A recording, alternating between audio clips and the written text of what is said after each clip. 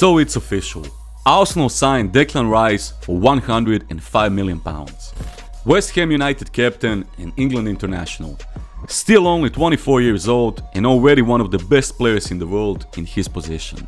If you've been following Arsenal for the last 10 or 15 years, you will know that the Gunners simply don't buy players like Rice. And they never have. Top quality, proven in the league, and most importantly, very, very expensive. I remember when I talked to some mates about Declan Rice 2 or 3 years ago, when the transfer rumors started surrounding him for the first time. But of course, Arsenal were in shambles back then, and still, there were some rumors and whispers in the news that Arsenal, alongside Chelsea and Man United, are interested in signing Declan Rice. And my immediate reaction was, no way, that's just never going to happen, no way. I love Arsenal, but I was just being realistic. We do not sign players like Declan Rice. He will surely end up at Chelsea, or Man United would splash the cash and bring him to Old Trafford.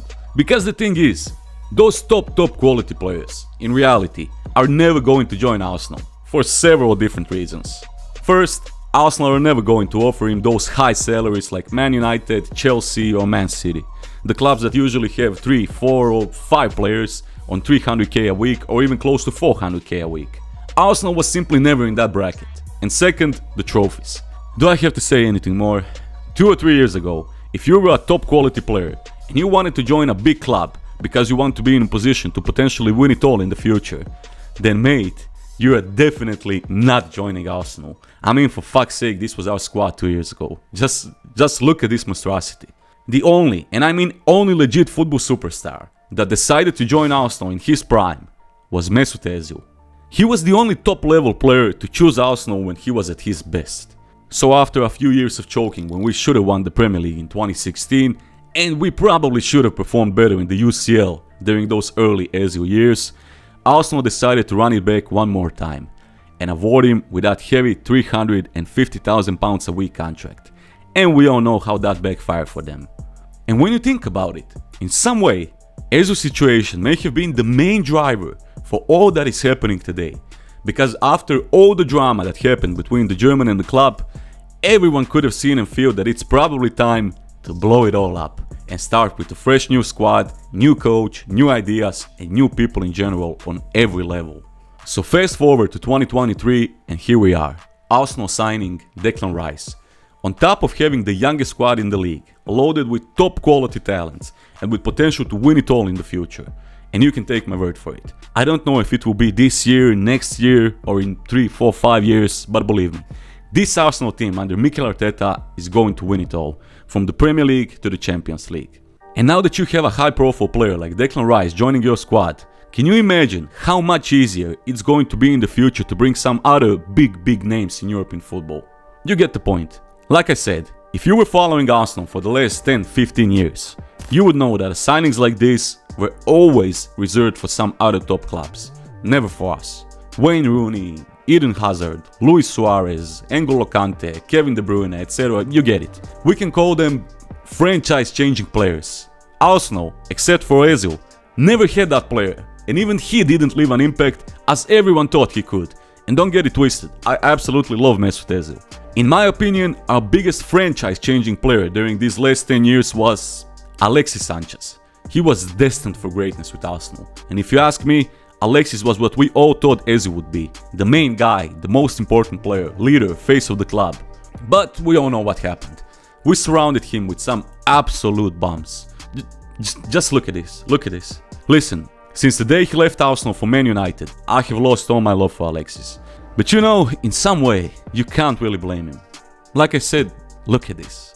But why I'm going back to all this Ozil and Sanchez talk? Well, you see, when we bought those two, our squad was, in all honesty, bang average. If you remove Sanchez and Ozil, who were carrying the team throughout that period, well, who do you have left? It was the main mistake, in my opinion, that Arsenal did. For the first time ever, they splashed the cash and bought some top-level players. But instead of pushing even more and upgrading the whole squad, they just left them for dead, surrounding them with mostly some bang average players. And that is the main difference compared to today. You ask why? Well, here's why. Declan Rice is going to join Arsenal's squad that just finished second in the league. A squad with an incredible amount of talent, who also play wonderful football along the way. And the most importantly, a squad that is only going to get better and better in the upcoming years. And when you add Declan Rice to that mix, well, congrats to Mikel Arteta and Edu Gaspar, because this is how you do things the right way. Building from strength to strength. In reality, we could have left the same squad and run it back for one more season without buying anyone. And who knows, maybe we'd finish second again, or grab some cup along the way. But no, those days are over. Mikel Arteta is building a dynasty at Arsenal. Because we all know how hard it is to be competitive on top every single season. Arsenal buying Rice is the same reason why Pep Guardiola and Man City are buying new top quality players year after year, even after winning the Premier League for the last 3 years. It's the same reason Alex Ferguson's United was so competitive for such a long amount of time.